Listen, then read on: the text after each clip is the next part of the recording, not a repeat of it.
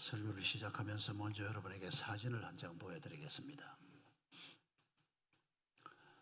아마 이 사진은 여러분이 보시면 그냥 밤하늘을 찍어 놓은 사진 아니냐, 그렇습니다. 바로 그런 사진입니다. 그런데 여러분, 저 중앙 부분에 네모칸이 하나 있죠. 저 네모 속에 있는 별이 하나 있습니다. 저 별이 무슨 별일까요? 우리가 살고 있는 지구를 찍은 겁니다. 그래서 그 밑에 글씨를 보면 눈치를 채셨을 겁니다. 우리는 여기에 있다.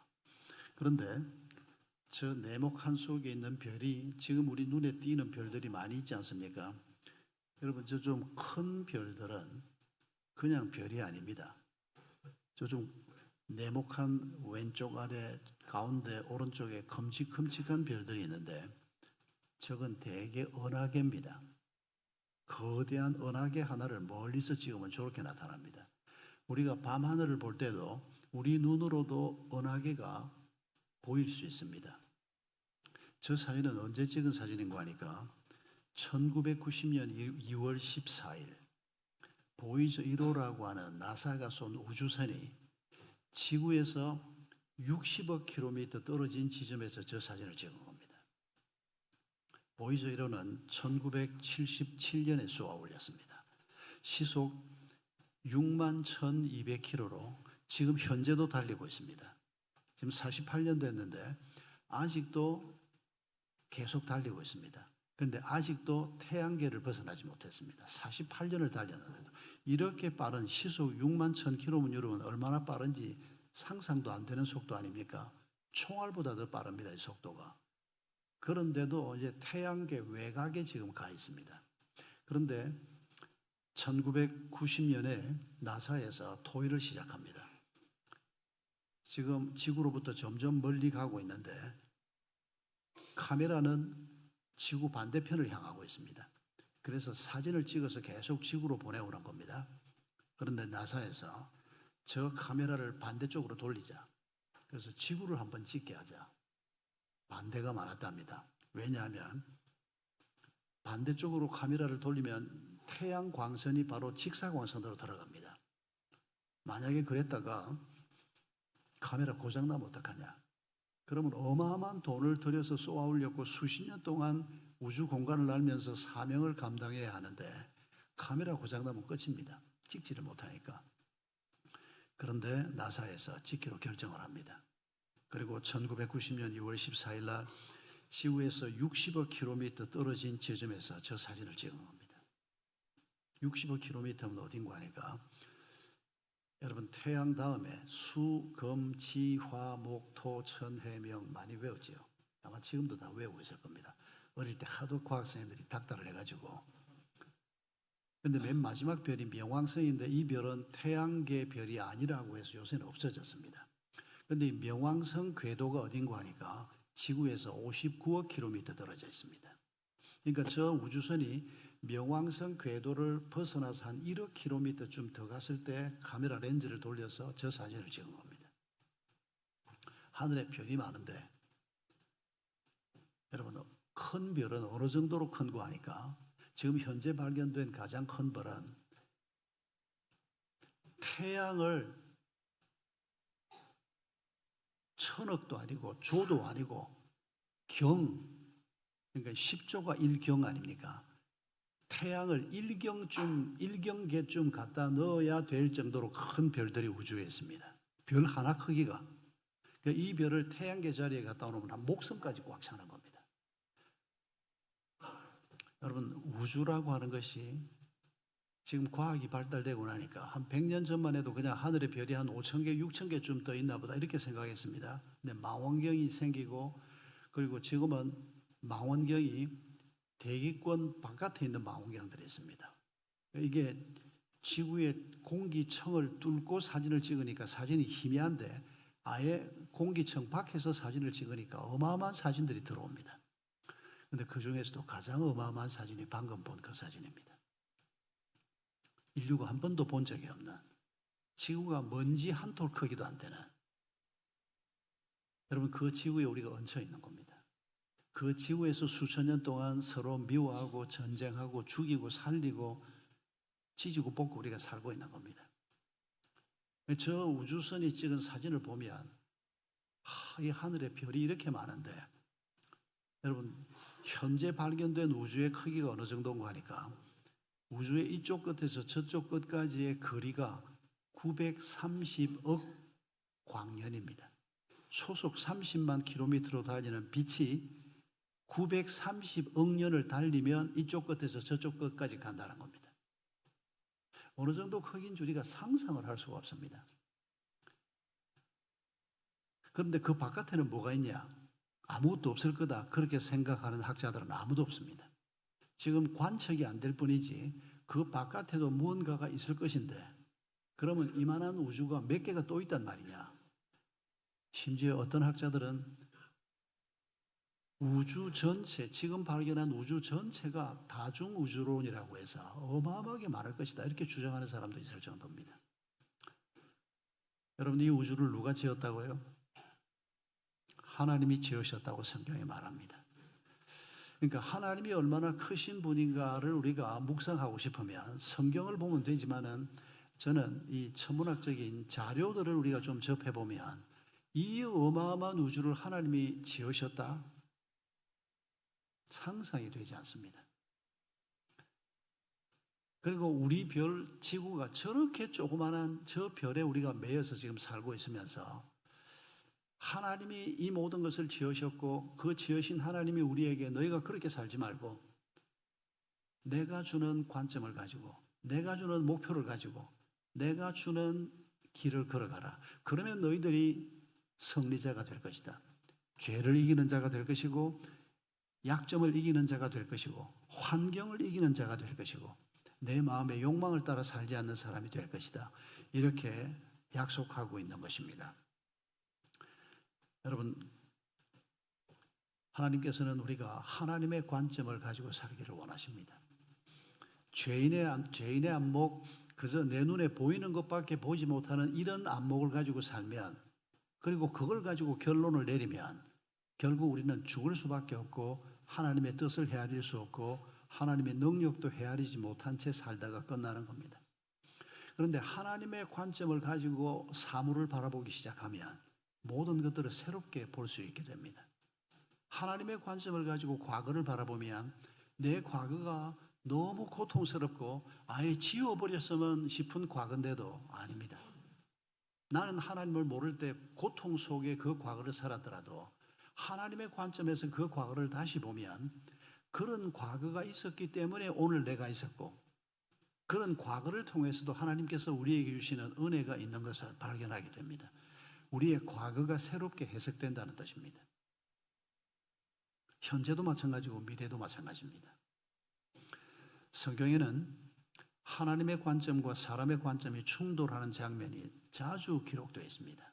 그 중에 대표적인 구절이 오늘 우리가 읽은 출애굽기 14장의 바로 이 본문입니다. 여러분, 이 본문은 잘 아실 겁니다. 이스라엘 백성들이 430년 동안 이집트에서 노예로 살았습니다. 처음에는 총리였던 요셉 덕분에 대접받고 잘 시작을 했습니다. 근데 얼마 지나지 않아서 노예로 전락하고 맙니다. 430년입니다. 우리가 일제치하에 36년 있었습니다. 그런데 36년 있는 동안에 말 잃어버릴 뻔했습니다. 저희 어머니만 해도 한국말, 조선말 쓰지 못하게 하고 일본말 자꾸 하라고 그러니까 한국말이 서툴게 되고, 학교에 가면 전부 일본말 가르치고 일본말을 국어라 그러고,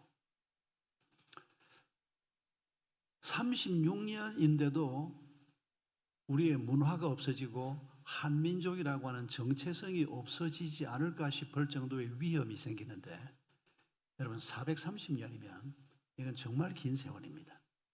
그런데도 신앙으로 아브라함의 후손이라고 하는 믿음으로 그들이 그 길을 걸어가면서 정체성을 잃지 않고 있었습니다. 그리고 하나님께 기도했습니다.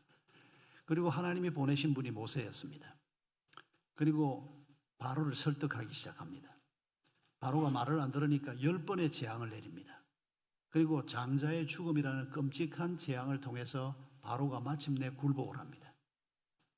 간혹 우리가 열재앙 사건을 읽을 때 하나님께서는 하루아침에 바로를 굴복시킬 수 있는 능력이 있지 않습니까? 그런데 뭘 10번씩이나 그것도 바로를 죽이는 게 아니지 않습니까? 왜 하나님이 그러시는 것 같습니까? 하나님이 세상을 사랑하시기 때문입니다. 하나님은 이집트 백성들도 사랑하셨습니다. 그래서 그들을 멸하는 게 목표가 아니고 하나님이 어떤 분인지를 그들에게 보여주고 그들이 기다리고 결정하기를 기다리는 겁니다. 하나님의 뜻에 따르기를. 그리고 결국은 10번째 재앙 끝에 바로가 이스라엘 백성들을 해방시킵니다. 이스라엘 백성들이 놀라운 경험을 하고 광야로 나와서 가나안을 향해서 가는데 홍해 앞까지 왔습니다. 그런데 이집트 군대가 따라오는 겁니다. 이스라엘 백성들이 홍해와 이집트 군대 사이에 끼었습니다. 인생에서 한두 번 만날까 싶은 절박한 상황이 벌어진 겁니다. 물에 빠져 죽을 건가? 그럴 수도 없고 강력한 이집트 군대가 지금 막 달려오고 있는데 저 군인들의 손에 우리가 다 죽을 건가? 이런 절박한 상황에 빠진 겁니다. 여러분, 이때 하나님의 관점으로 이 문제를 보는 사람과 사람의 관점으로 이 문제를 보는 사람들의 얘기가 오늘 우리가 읽은 본문입니다. 먼저 언급되는 게 뭡니까? 사람의 관점으로 보는 그들의 말이 뭡니까? 이렇게 말하지 않습니까? 우리가 이집트에 있을 때도 얘기했지만은 이게 무슨 뜻입니까? 지금 출애굽에서 같이 가나안으로 가고 있는 사람들입니다. 그런데 이집트에 있을 때도 이 사람들이 불평분자들이었다는 겁니다. 이집트에 있을 때도 믿음이 아주 없지는 않습니다. 그런데도 차라리 애굽에 사는 게 낫지 않느냐, 여기에서 종로로 타는 것이 나가서 죽는 것보다, 나가서 개고생하는 것보다 더 낫지 않냐, 이런 식의 불평을 가지고 있던 사람입니다. 그런데 이 사람들이 같이 나왔습니다. 같이 나왔으니까 믿음이 대단하다? 아닙니다. 여기 있는 것보다 이게 나을까 저게 나을까, 그런데 같이 나왔습니다. 그런데 나와서 지금 계속 지금 어려운 상황을 맞으니까 눈에 보이는 대로 말하는 겁니다. 그냥. 여러분, 이 사실을 우리가 주의해야 합니다. 지금 불평하고 있는 이 사람들이 누구라고요? 아브라함의 후손들이고 유대인들입니다. 430년 동안 노예로 살기는 했지만은 오늘 우리가 말하는 모태신앙입니다. 그것도 3대, 4대 정도가 아니고 10대, 20대째 모태신앙인 사람들입니다. 그뿐입니까?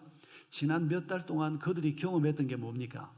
하나님이 이집트에 행하는 놀라운 일을 직접 봤습니다. 유월절도 직접 겪었습니다. 죽음의 천사가 양의 피가 발린 집은 들어가지 않고 그 집의 사람들은 전부 살고 그 피가 발리지 않은 집은 전부 장자들이 죽는 그 장자의 죽음이라고 하는 건 모두의 죽음을 의미하는 겁니다. 이런 하나님의 능력을 경험하고 나왔는데도 어려운 상황이 생기니까 또 하나님 없다고 하는 사람들하고 똑같은 소리를 하고 있는, 여러분, 이 기록을 하나님이 우리에게 왜 보여주실까요? 오래 믿는 거 소용없다는 겁니다. 옛날에 은혜 받은 거 소용없다는 겁니다. 여러분, 우리가 옛날에 은혜 받은 거, 옛날에 부흥회 때 콧물 눈물 흘린 거, 젊은 시절에 하나님의 은혜를 받으면서 내가 이런 거 저런 거 했던 거, 그걸 우리가 기억하는 이유는 딱 한 가지입니다.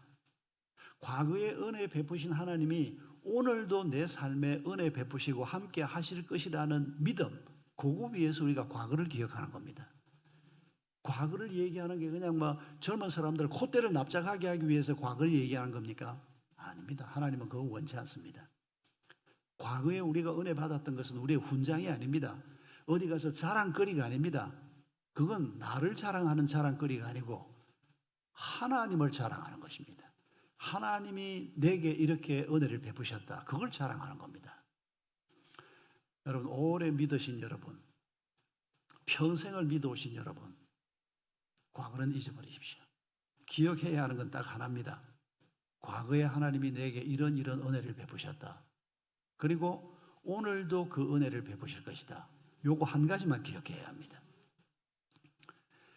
결국 눈에 보이는 것만 보고 얘기를 하니까, 그 이상을 보지 못하니까, 인간적인 관점만 가지고 있으니까 이 두려운 상황을 극복할 방법도 아예 생각하지 못하고 그 두려움에 휩싸여서 원망하는 자가 되는 겁니다. 불평하는 자가 되는 겁니다. 여러분, 우리의 입에서 나오는 원망과 불평은 달리 나오는 게 아닙니다. 사물을 제대로 파악하지 못하기 때문에 나오는 겁니다. 만약에 우리가 하나님의 관점으로 보게 되면 어떻게 될 것 같습니까? 성경의 말씀을 생각하면 범사에 감사하는 자가 되는 겁니다.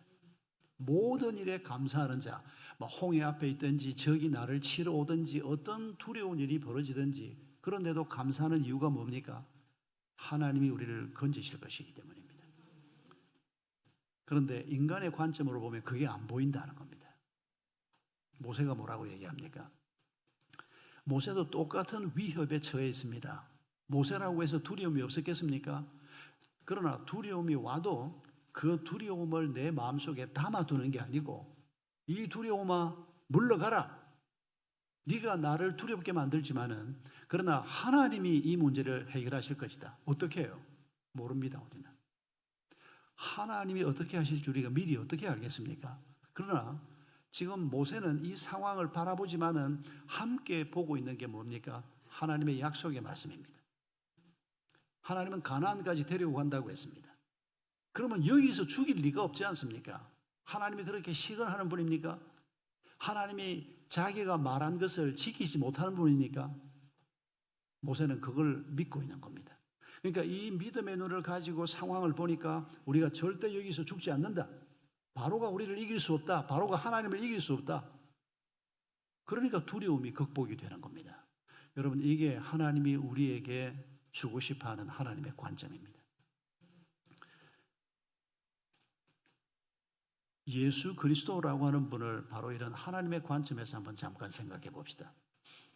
세상 사람들이 가장 많이 예수를 바라보는 관점은 예수 그리스도가 세계 4대 성인 가운데 한 분이다라고 하는 얘기입니다. 이 세상에 수많은 사람들이 그렇게 알고 있습니다. 그런데 그게 하나님이 우리에게 보여주시는 겁니까? 아닙니다. 성경에는 예수님 자신이 자기를 하나님이라고 주장합니다. 사실은 그것 때문에 십자가에 달려 죽습니다. 빌라도도 죄 없다 그러고 살려주려고 했는데 여러분, 유대인들은 사내들인 공회에서 예수를 죽이기로 결정을 합니다. 여러분, 그 죽이기로 결정할 때 무엇 때문에 결정했는지 기억나십니까? 예수를 죽이고 싶어서 정인들을 불러오는데 정인들 의견이 일치가 되지 않습니다. 그러니까 죽일 사형 선고를 내릴 수가 없는 겁니다. 그런데 네가 하나님의 아들이냐? 그렇게 물을 때 예수가 그렇다고 답을 합니다. 그러니까 이건 더 이상 재판이 필요 없다. 이 사람은 죽어 마땅한 자다. 여러분, 예수님의 사형 선고는 예수님 자신이 자기를 하나님 혹은 하나님의 아들이라고 주장한 것 때문입니다. 그거 주장하지 않았으면 법정에서 사형 선고를 못 내립니다. 그런데 그들이 사형 선고는 내릴 수 있지만 집행권이 없었습니다. 로마의 식민지였으니까. 그러니까 로마의 법정에서 사형 선고를 받아야 죽일 수가 있으니까 빌라도 앞으로 또 끌고 왔던 겁니다. 여러분, 성경에는 예수님 자신이 자신을 하나님의 아들이라고 주장하고 예수님의 제자들이 예수님을 하나님의 아들이라고 주장합니다. 그런데 세상은 하나님의 아들은 무슨 하나님의 아들? 그러면 하나님의 아들이 아닌데 하나님의 아들이라고 주장하면 여러분, 이건 거짓말쟁이들 아닙니까? 이건 사기꾼들 아닙니까? 그런데 예수 안 믿는 사람들이 성경을 연구를 해보니까 예수라고 하는 이 사람을 하나님의 아들이라고 인정하기도 어렵지만은 이 사람을 사기꾼이라고 한다, 거짓말쟁이라고 한다, 도저히 그렇게 말할 수가 없는 겁니다. 왜냐하면 인류 역사에서 이 예수님만큼 위대한 도덕률을 가르친 교사가 없었습니다. 원수를 사랑하라, 내 이웃을 내 몸처럼 사랑해라, 부부가 서로 사랑하는데도 하나님의 사랑으로 사랑해라. 신의 사랑입니다, 그게. 인류 사회에서 이렇게 엄청난 도덕을 가르친 공동체가 없었습니다. 그러니까 이런 예수를 사기꾼이라고 주장을 한다, 거짓말쟁이라고 얘기한다, 차마 그걸 할 수가 없는 겁니다. 그렇다고 하나님의 아들이다, 그건 또 용납이 안 되는 겁니다. 그러니까 예수 안 믿는 많은 사람들이 예수를 위대한 성자라고 얘기하는 겁니다. 여러분, 그건 하나님의 관점이 아닙니다. 하나님은 죄 없으신 자신의 아들 예수 그리스도를 이 땅에 보내셨습니다. 하나님이신 분입니다. 그분을 보면 하나님이 어떤 분인지를 알 수 있는 이분이 예수 그리스도십니다. 여러분, 이게 예수를 바라보는 성도의 바른 관점이어야 합니다. 아직도 예수 그리스도에 관한 이런 확신이 없다면 여러분, 우리가 성경이 가르치는 대로 예수를 바라볼 수 있는 이런 안목을 가져야 합니다. 그 예수 그리스도가 내 안에 오시고 예수가 내 안에 계실 때 내가 성령의 전이 됩니다. 고린도전서 3장 16절에 있는 대로. 그리고 이제 우리가 우리 안에 계신 성령의 음성을 따라 성령의 가르침을 따라 살 때 그 중에 중요한 가르침 하나가 너희가 나의 안목을 가지고 살아라. 그게 성령이 주시는 중요한 가르침이라는 겁니다.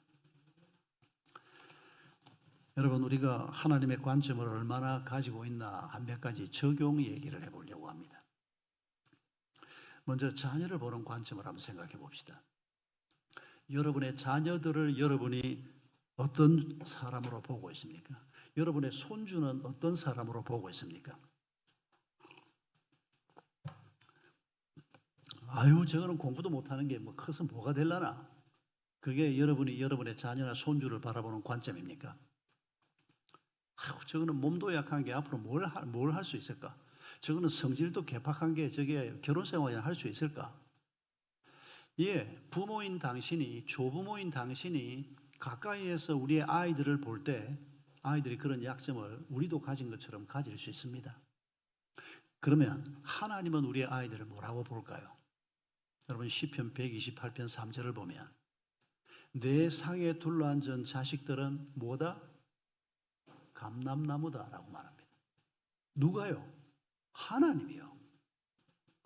하나님이 우리 아이들이 다 공부 잘하고 다 건강하고 다 성품 좋고 어디 내놔도 빠지지 않는 그런 아이들이기 때문에 감람나무라고 얘기합니까? 아닙니다. 우리가 연약한 것처럼 우리 아이들도 연약합니다. 우리가 시원찮은 것처럼 우리 아이들에게도 약점이 있고 부족한 점이 있을 수밖에 없습니다. 그걸 다 아시면서도 하나님께서 우리의 자녀들을 향해서 내 상에 둘러앉은 자식들은 감람나무다 이렇게 선포하시는 이유가 뭡니까? 하나님이 우리 아이들을 그렇게 만들겠다는 약속의 말씀입니다. 이게 우리의 자녀를 바라보는 하나님의 관점이라는 겁니다. 그러면 부모인 또 조부모인 우리가 우리의 자녀들을 어떤 눈으로 봐야 합니까?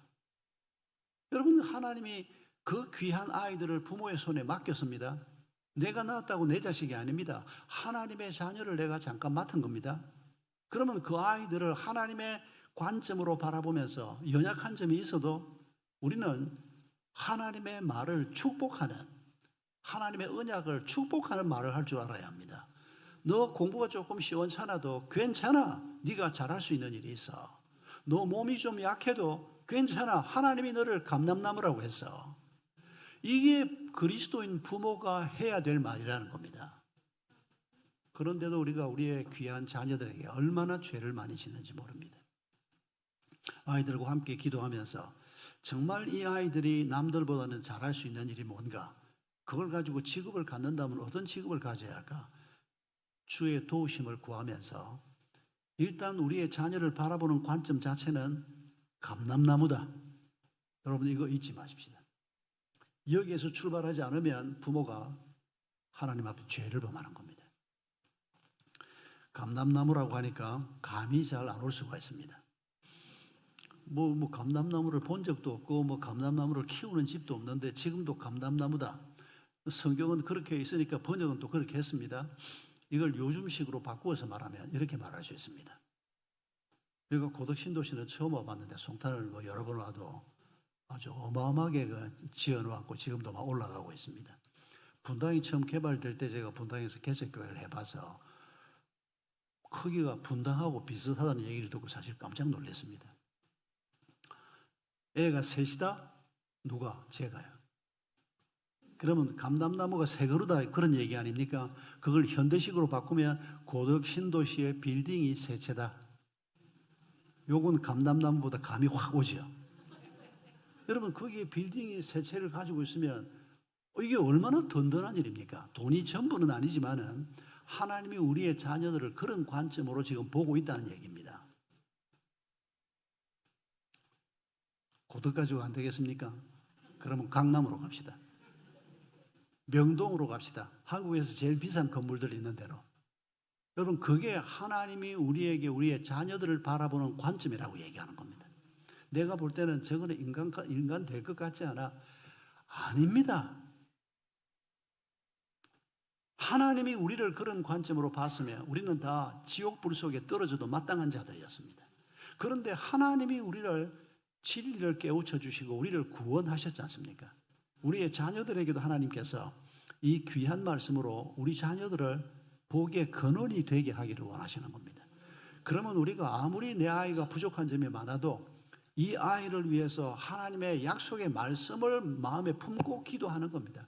그리고 말씀을 마음에 품고 축복하는 말을 내가 아이들에게 들려주는 것이 부모의 사명이고 조부모의 사명이라는 겁니다. 근데 어디 그거다 대고 공부도 못하는 게 이런 말도 안 되는 소리를. 3주 전에 저희 처가에 처남 제 집사람의 이종사촌 처남의 아이가 결혼을 했습니다. 처갓집에 이런 행사가 있으면 제가 열심히 참석합니다. 그래야 집사람이 좋아하기도 하고 또 그 처남은 또 조금 특별합니다. 우리 처갓집에는 그 이종사촌들이 친사촌보다 더 가깝습니다. 모계사회가 우리 처갓집은 이미 와 있었습니다. 우리 아이들도 지금 그렇거든요. 사촌들보다 이종사촌들이 훨씬 친합니다. 이종사촌들은 런던에 살고 있고 우리 아이들은 서울에 살고 있는데 얘들은 늘 소식을 주고받고 우리 막내 처제가 애가 5인데 선교사로 있으면서 애들은 런던에 주로 살고 있는데 엄마들끼리 친하니까 사촌들도 친사촌하고는 별로 안 친하고 내 동생이 딸이 2이나 있는데 우리 딸들하고 그 딸들하고는 막 고만고만하고 멀리 있는 애들하고는 엄청 친합니다.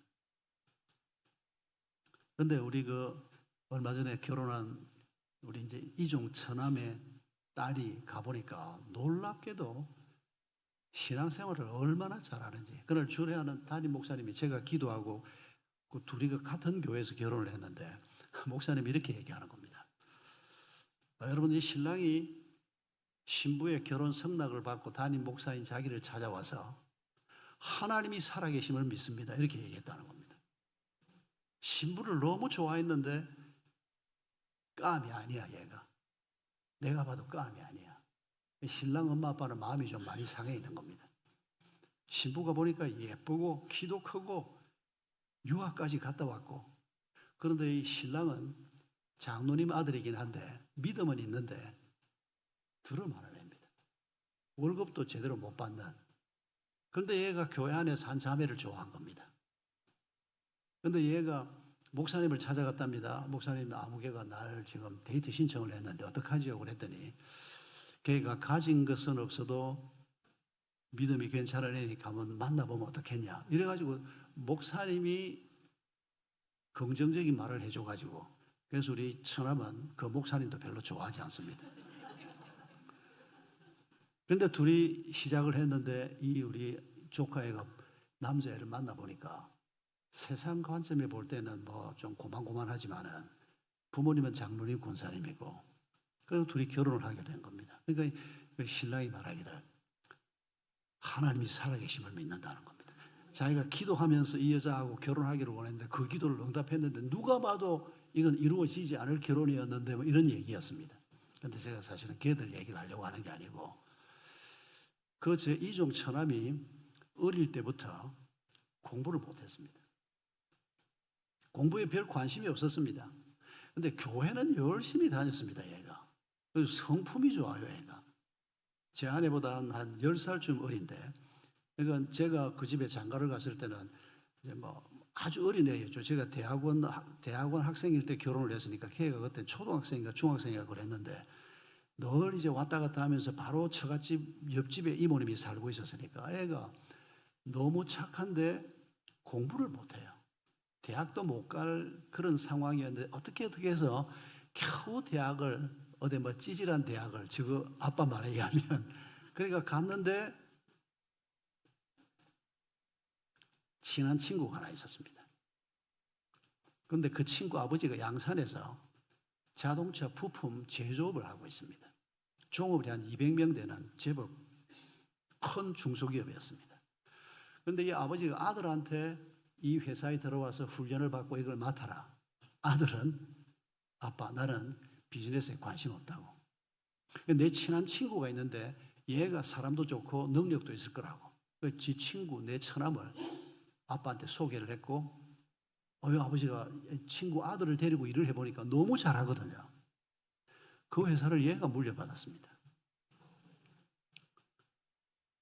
지금 그동안에 이 회사가 더 자라가지고 지금은 일하는 사람이 200명이 아니고 한 400~500명 되는 모양입니다. 내가 걔를 평생 지켜보면서 하나님이 저렇게도 쓰시는구나.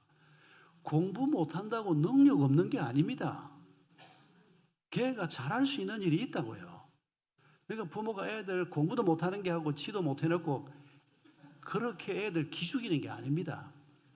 뭐 그렇다고 해서 막 공부 떠들 세워라 이럴 수는 없지 않습니까? 공부라는 게 또 하면 될 수도 있거든요.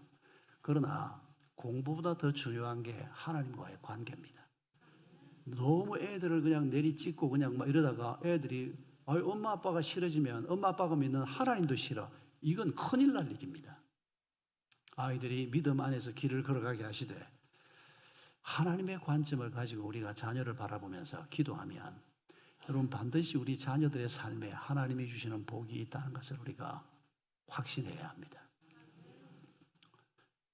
부부의 삶을 바라보는 우리의 관점에 대해서도 어젯밤에 우리가 따로 생각은 했습니다만 못 오신 분들도 많이 계시니까 잠깐만 생각해 보면 하나님이 우리가 배우자를 바라보는 관점이 어떤 배필이어야 한다? 창세기 2장 18절에서 어떤 배필? 돕는 배필이 되라 그랬습니다. 이게 하나님이 우리 부부를 바라보는 관점입니다. 그러면 나도 내 아내, 내 남편을 바라볼 때 돕는 배필. 그런데 우리는 도울 마음이 별로 없습니다. 주로 우리는 반대로 행합니다. 돕는 배필의 반대말이 뭡니까? 바라는 배필입니다. 우리는 지극히 당연하게 예수를 오래 믿었는데도 너무도 당연하게 저 인간이 요런 거 조금만 고치고 요렇게 하면 우리 집은 편안할 거야. 여러분 그런 말에 넘어가면 안 됩니다. 그래서 잔소리 해보니까 고쳐집니까? 그래서 와이프한테 이런 소리 저런 소리 해보니까 좋아집니까? 부부싸움만 늘어납니다. 네, 당신이 옳을 수 있습니다. 당신이 말하는 게 틀리지 않았을 수 있습니다. 그러나 여러분 옳은 말을 한다고 해서 변화가 오는 건 아닙니다. 옳은 말이라고 해서 항상 해도 되는 건 아닙니다. 여러분 하나님은 우리가 내 배우자에 대해서 뭐라고 얘기하는 그 얘기보다는 아마 하나님은 이렇게 말씀하실지 모릅니다. 야 새벽마다 엎드려가지고 네 남편 네 마누라 얘기는 그만하고 네 얘기 좀 해보자. 우리가 어떤 사람이 되라는 겁니까? 바라는 배필이 아니고 내가 돕는 배필이 되라는 겁니다. 여러분 최근에 한 일주일, 2주일 안에 이런 기도 해보신 적 있습니까? 하나님 말씀대로 내가 내 남편 아무개를 위해서, 내 아내 아무개를 위해서 내가 어떻게 하면 이 사람에게 돕는 배필이 되겠습니까? 이런 기도 해보신 분 있습니까? 손 들어보고 싶은데 그렇게까지 하기는 그렇고 이런 기도를 우리가 안 하고 있다면 우리의 가정이 얼마나 중요합니까? 그런데 우리의 가정 생활을 하면서 하나님이 이런 관점, 이런 목표를 가지고 살려고 그러는데 이런 하나님의 말씀은 아랑곳하지 않고 내 생각대로 그냥 니만 좀 고치면 돼. 여러분 이게 바로 죄입니다. 이게 바로 이기심입니다. 이게 하나님은 없고 내가 하나님 노릇하는 겁니다. 여러분 이 죄가 작은 죄가 아닙니다. 나는 옳은 말 한다 그럴지 모르지만은 하나님이 할 말을 내가 함부로 하고 있으면서 사람을 내리누르는 이런 우리의 잘못된 태도는 변화를 가져오지 않습니다. 오히려 예수님이 그러신 것처럼 내가 섬기고 돕는 자가 되는 것입니다. 변화는 거기서 시작됩니다. 예수님이 천군 천사를 데리고 와서 세상을 찍어 누른 게 아니라 자신의 몸을 바쳐서 십자가의 길을 걸어가시는 사랑과 희생을 하실 때 거기에서부터 변화가 시작됐습니다. 여러분, 이게 예수님이 우리에게 가르쳐 주신 방법인데 우리가 그리스도의 제자라고 하면서 가장 중요한 가정을 세워나가는데도 예수님의 방법이 아니고 내 방법을 고집하는 잔소리는 그래서 나오는 겁니다. 동의가 안 되십니까?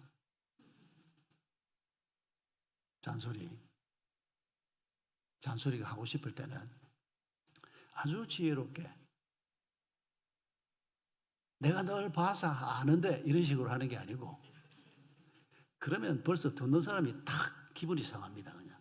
그러면 남자들은 또 특성이 뭔고 하니까 말을 듣지 않는 남자, 지도를 읽지 못하는 여자라고 하는 유명한 책이 있습니다. 피즈 부부가 쓴 책인데 전 세계 베스트셀러였던 책인데 남자들의 특징 중에 하나가 말을 안 들어요. 특히 누구 말을 안 듣는 거 하니까 와이프 말을 잘 안 들으려고 그래요. 이거 반은 하나님 책임입니다. 어제 저녁에 우리가 잠깐 생각했지만은 하나님이 가정의 머리로 남편을 지었습니다. 남편이 기운도 좀 더 세고 바깥 활동하기에 여성들보다는 좀 유리한 출산도 여성의 몫으로 그 이유는 가정을 책임지는 사람으로 만들었기 때문입니다. 그래서 머리라고 말하는 겁니다. 머리는 높다는 말이 아닙니다.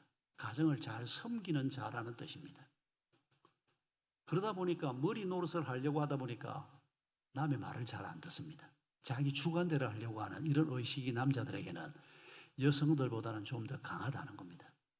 그래서 어떤 분이 그런 책을 쓰기도 했던 겁니다. 여러분, 우리 자녀들도 마찬가지고 우리도 가정을 하나님의 평화의 가정으로 하나님의 에클레시아인 가정으로 세워갈 때 거기에 하나님의 복이 있는 건데 그러기 위해서는 우리가 나부터 시작하는 겁니다. 내가 돕는 배필이 된다. 아직 미혼인 분들은 꼭 그런 사람을 만나기 바랍니다. 멋진 사람, 이쁜 사람 이런 사람을 구하지 말고 결혼이 뭔지를 바르게 아는 사람, 내가 누군가 좋아하는 사람이 생기면 하나님 말씀대로 내가 그 사람을 돕는 자가 돼서 하나님의 교회인 가정을 세우리라. 이런 비전을 가진 사람을 만나보시기 바랍니다. 그런 꿈이 없으면 전도해서 기다려보든지. 그런데 기다려보기에는 너무 오래 걸릴 수도 있습니다.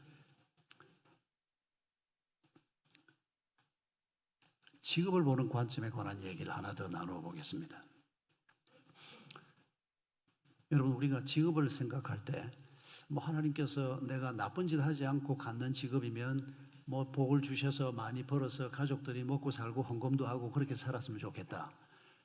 여러분, 이런 정도로 우리의 직업을 바라보고 있으면 그건 하나님의 관점이 아닙니다.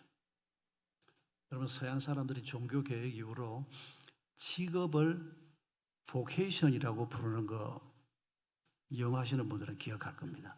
그 vocation이란 말은 부름이라는 뜻입니다.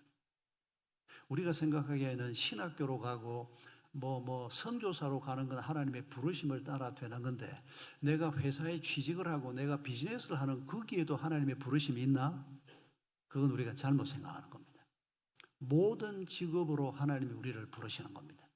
내가 노동자이건 내가 농사를 짓건 내가 교사를 하건 뭘 하건 간에 하나님의 부르심을 따라 우리가 직업을 갖게 되고 하나님의 부르심을 따라 살게 되는 겁니다. 저희 한동대학에 NIBC라고 하는 동아리가 있습니다. 제가 한동대학 간 지가 이제 한 2년 돼 갑니다만은 대한민국에서 최고령 교목입니다. 제가 은퇴한 사람을 세상에 대학부 하러 오라 그러는데 제가 말도 안 된다고 그러다가 결국 잡혀갔습니다. 왜냐하면 제가 대학부를 한 30대 초반에 잠깐 해보고 그 다음에는 어른 목회만 제가 한 40년 가까이 했는데 세상에 이사장이 목사님 한동대학을 좀 도와주세요. 내가 뭘 어떻게 도와요? 지금 교목실장 자리가 비었는데 목사님이 와서 좀 맡아주세요. 이런 지하에 목사님 그건 아닌 것 같다고. 이 나이에 무슨 학생들이 날 받아주겠냐고. 학생들이 실제로 내 종손녀가 그때 한동대학을 다니고 있었습니다. 형님의 딸의 큰딸이 다니고 있었습니다. 제가 걔들을 가서 설교하고 뭘 한다 생각하니까 엄두가 안 나는데 한 5일 정도를 제가 아닙니다. 총장님이 우리 집까지 찾아왔습니다.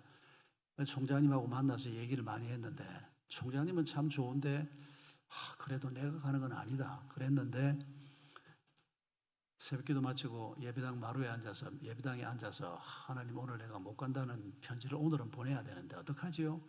그러고 있는데 하나님께서 너 33살에 담임 목사 갈 때 뭐 알고 갔냐? 내가 불러서 간 거 아니냐? 이 말씀을 딱 들려주시는데 제가 소스라치게 놀랐습니다. 그래서 못 간다는 메일 보내려고 했던 그날 집에 들어가서 하나님이 내게 콜링하셨다. 그러면은 간다고 답을 했습니다. 그리고 갈 때는 한 학기만 하고 보자. 내가 뭐 학교를 너무 모르는데 총장님이 실제로 어떤 분일지 내가 맡은 일이 뭐가 될지 정말 논산훈련소 끌려갈 때 심정하고 똑같았습니다. 너무 모르는 세계에 들어가니까. 근데 지금 2년째 있습니다. 한 달 전에 총장님이 목사님 한 2년 더 있어달라고 건강도 괜찮고 그래서 제가 집사람하고 인원을 했더니 집사람도 뭐 당신이 원하면 뭐 한 2년 더 있는 건 괜찮지 않겠냐 그래서 사인을 했습니다. 그래서 제가 토탈 지금 4년을 학교에 있게 됐습니다. 하나님의 부르심이 중요하다는 얘기를 지금 제가 하고 있는 겁니다. 저는 가고 싶은 마음이 정말 눈꽃만큼도 없었습니다. 학생들이 날 받아줄까? 그 학생들을 대상으로 설교를 해야 되는데 그런데 가서 해보니까 나는 이 MZ세대들 언어하고 너무 달라서 좀 힘들 거라고 생각했는데 가보니까 그렇지는 않아요. 신통한 건 아이들이 설교 듣고 면담 요청을 계속합니다. 아이들하고 대화를 해보면 어른들하고 별로 다르지 않아요. 한 가지 다른 건 아이들은 청년들은 건강 문제를 가지고 상담하는 애들은 거의 없습니다. 다 팔팔하니까. 그런데 미래에 대한 문제, 직업의 문제, 신앙의 확신 문제, 뭐 결혼 문제, 남녀 간의 문제 어른들하고 별 다르질 않아요. 저도 많이 배우면서 즐겁게 잘 지내고 있는데 여러분 한동대학에서 직업에 관해서 학교가 가지고 있는 관점에 관한 얘기를 제가 지금 하고 싶은 겁니다. 한동대학의 가장 중요한 슬로건이 뭔고 하니까 Why not change the world입니다. 세상을 변화시켜야 한다. 이게 하나님이 주신 말씀입니다. 우리가 어떻게 해요? 우리는 못합니다. 돈 벌어서 해요? 돈도 못합니다. 내가 뭐 대통령이나 되면 나라를 바꿀 수 있을까? 대통령이 못하는 우리가 받지 않습니까? 하나님이 하셔야 합니다. Why not change the world라고 할 때 내가 하는 게 아니고 하나님이 나를 통해서 그 일을 하게 한다. 이런 뜻입니다. 그리고 그 전략이 뭔고 하니까 배워서 남 주자, 공부해서 남 주자, 돈 벌어서 남 주자, 내가 가지고 있는 은사를 가지고 다른 사람을 섬긴다, 이웃 사랑을 한다. 이게 학교의 슬로건입니다. 그런데 우리 학교에 NIBC라고 하는 동아리가 있습니다. Not I but Christ의 약자입니다. 내가 아니고 예수 그리스도. 이 갈라디아 2장 20절 말씀입니다. 이제는 내가 산 것이 아니요 내 안에 그리스도가 사신 것이라. 내가 지금 살아있지만은 예수를 영접한 다음에는 이제 내가 사는 게 아니고 그분이 주신 목적을 가지고 그분이 바라보게 하는 것을 보면서 그분이 주신 전략을 가지고 산다. 이런 의미 아닙니까? NIBC라는 동아리가 그런 훈련을 받습니다. 그런데 십몇 년 전에 이 NIBC 출신 우리 학생들 중에서 동문들 중에서 건축, 설계, 경영, 회계 이런 쪽 전문가들이 이제 한국에서 훈련을 회사에 들어가서 받았습니다. 그리고 한 십몇 년 전에 베트남으로 진출을 했습니다. 회사 이름을 NIBC 건설회사, 아파트 짓는 일을 시작했습니다. 선교사가 아니고 그냥 취업을 한 겁니다. 그런데 이 사람들이 뜻을 가지고 취업을 하면서 무슨 꿈을 꾸었는고 하니까 우리가 베트남에서 돈 많이 벌어서 선교 온 거 많이 하자. 아닙니다. 그보다 훨씬 큰 꿈입니다. 이 사람들은 베트남에서 부자들 집을 지어주고 돈 많이 버는 게 목표가 아니고 저소득층의 아파트를 한국의 최고의 기술을 가지고 철근 빼먹고 그런 짓 하지 말고 FM대로 집을 지어주고 그래서 18평 아파트를 지난 10수년 동안 4만 채를 지었습니다. 베트남 사람들이 NIBC에 반하고 있습니다. 왜냐하면 18평 아파트를 얼마에 파는 거 아니까 3만 불에 팝니다. 우리 돈 4천만 원입니다. 여러분 이 동네에서 18평 아파트 이 돈에 못 사지요? 물가가 싸지 않냐 베트남이. 여기보다 좀 싸긴 쌉니다. 그런데 한국산 소나타가 5만 불에 팔립니다. 거기 관세가 셉니다. 그래서 한국 소나타보다 더 비쌉니다 오히려. 그러니까 자동차 한 대 값이 5만 불인데 여기는 아파트 18평짜리가 3만 불에 팔리는. 그것도 이 NIBC가 지은 집은 최선을 다해서 짓습니다. 좋은 기술을 가지고 자재 그대로 다 쓰고 그리고 애프터 서비스도 완벽하게 합니다. 하자가 딱 생기면 막 덕달같이 달려가서 보수해주고 커뮤니티 만들어서 도서관 만들어주고 투자를 계속하는 겁니다. 왜요? 하나님이 보내셨기 때문에. 하나님의 마음을 가지고 베트남 사람들을 잘 섬겨보자. 아니 그건 선교사가 하는 일 아니냐? 아닙니다. 모든 그리스도인들이 직업을 통해서 해야 될 일이 바로 그겁니다. 이 사람들이 유별난 사람들이 아닙니다. 우리가 그리스도의 사람이라면 우리의 머리 되신 주인 되신 그분이 네가 네 직업을 통해서도 내게 영광을 돌려라. 고린도전서 10장 31절 말씀이 그 말 아닙니까? 먹든지 마시든지 하나님의 영광을 위해 살아. 내가 무슨 직업을 갖든지 돈 많이 벌어서 헌금만 많이 하면 된다. 여러분 그건 돈을 우상으로 생각하는 사람들이 갖는 잘못된 생각입니다. 이 사람들은 돈을 목표로 하지 않고 베트남 사람들, 그것도 저소득층 사람들을 잘 섬기는 것을 목표로 해서, 그리고 이제 언젠가는 이 사람들이 물을 거 아니겠습니까? 왜 당신들 이렇게 싸게 파냐? 뭐라고 답하는지는 모르겠습니다. 그러나 뭐라고 답을 하든지 간에 결국 결론은 그거 아닙니까? 예수 때문이다. 예수님이 우리에게 주신 당신들을 향한 마음 때문에 우리가 가진 기술을 가지고 당신들이 조금 더 이 땅에서 여러분 지방칸 갖는 게 얼마나 중요한 소망입니까? 그런데 그 소망을 지금 저소득층에게 이루어주기 위해서 이런 엄청난 실험을 하는 겁니다. 지금은 회사가 몇 개 더 만들어지고 회사 사원들도 현지인들까지 해서 1,000명이 넘습니다. 제법 큰 회사가 됐습니다. 금년 연초에 다낭 시장이 NIBC 사무실을 찾아왔습니다. 다낭에 땅 내놓을 테니까 다낭에도 그 아파트 좀 지어달라. 지금 진행이 되고 있습니다. 캄보디아에서도 요청이 왔습니다. 캄보디아 진출도 지금 생각하고 있습니다. 여러분 우리가 그리스도인으로 살면서 우리가 세상의 빛과 소금이 되는 삶을 살아야 하고 그런 삶을 살 때 거기에 하나님의 평화가 임하는 겁니다. 돈이 하나님의 평화를 주는 게 아닙니다. 유명한 사람이 돼야 하나님의 평화가 임하는 게 아닙니다. 내가 진리를 따라 살고 하나님과 하나가 돼서 그분의 목적을 따라 살 때 거기에 하나님의 평화가 임하고 하나님의 기쁨이 임하고 그 하나님의 기쁨이 내게도 기쁨이 되는 겁니다. 여러분 우리가 남은 생을 살면서 세상 사람들처럼 내 인생을 보는 게 아닙니다.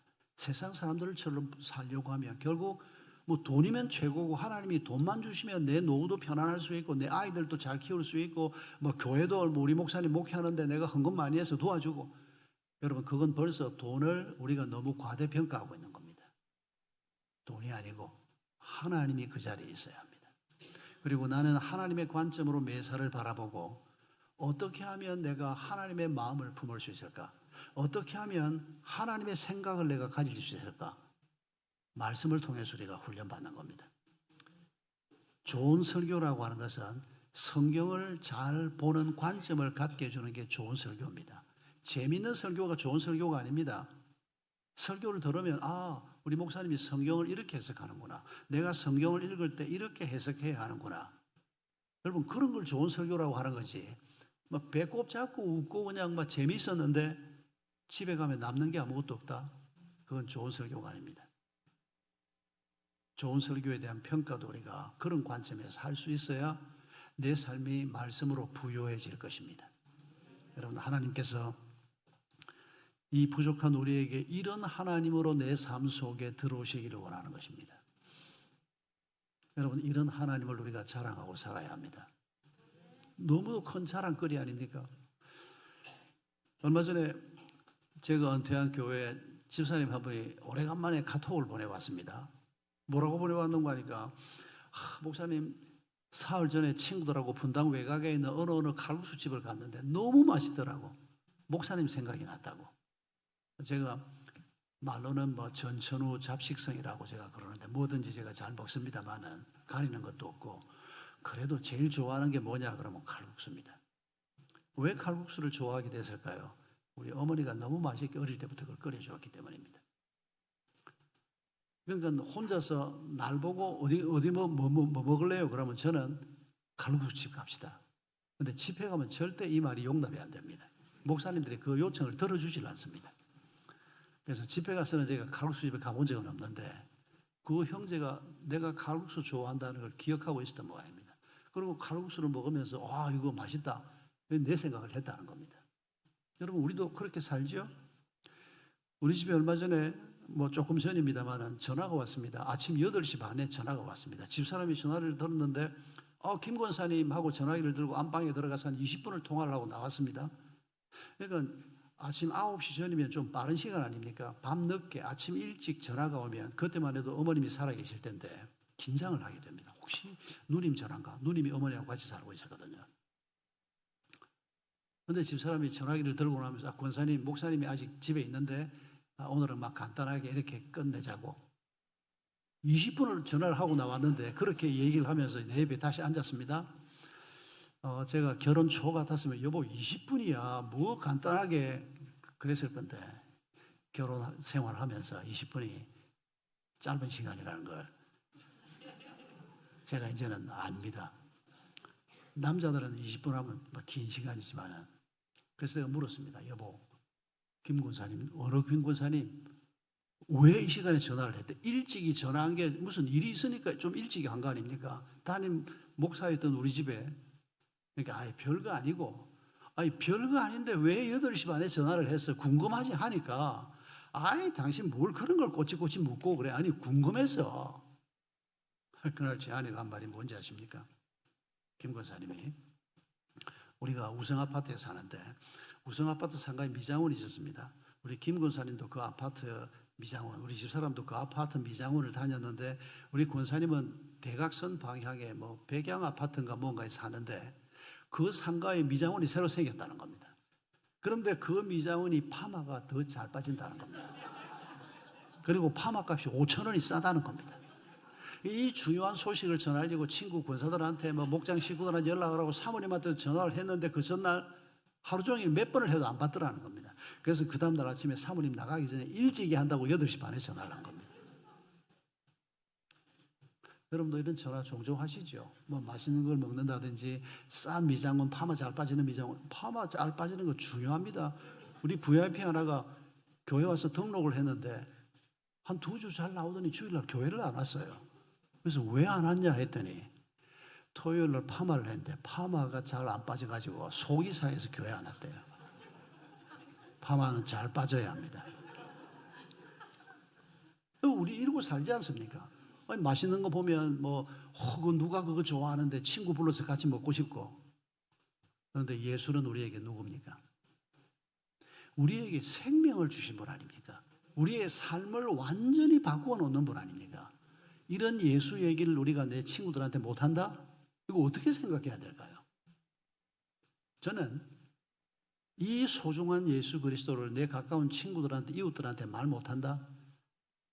아무리 내성적인 사람이라도 저는 그 말을 동의하지 않습니다. 우리한테 뭔가 문제가 있는 거지. 예수는 우리가 자랑할 뿐입니다. 예수가 주신 생각은 우리가 영원히 품어야 할 생각입니다. 그러면 우리가 이 세상에서 환경을 이기고 죄를 이기고 욕망을 이기는 하나님의 사람으로 살 수 있기 때문입니다. 이 축복이 우리 모든 성도들의 복이 되고 여러분의 자녀들의 복이 되기를 주의 이름으로 축원합니다.